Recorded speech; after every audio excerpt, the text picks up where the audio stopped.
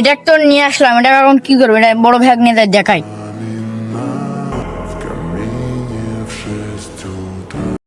বড় ভাই, বড় ভাই, হ্যালো, দেখেন আমি একটা পাখির বাচ্চা নিয়ে আসলাম। পাখির বাচ্চা নিয়ে আসলি মানে? কই পালি তুই এইটা?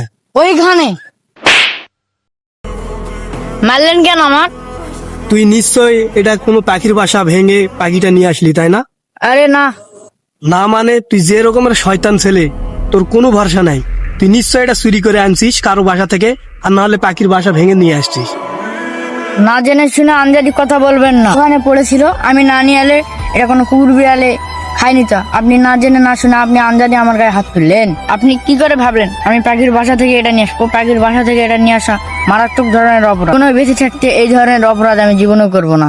কেউ যদি করে তাকে আমি বাধা দিব। আপনি না জেনে আমার গায়ে হাত দিলেন।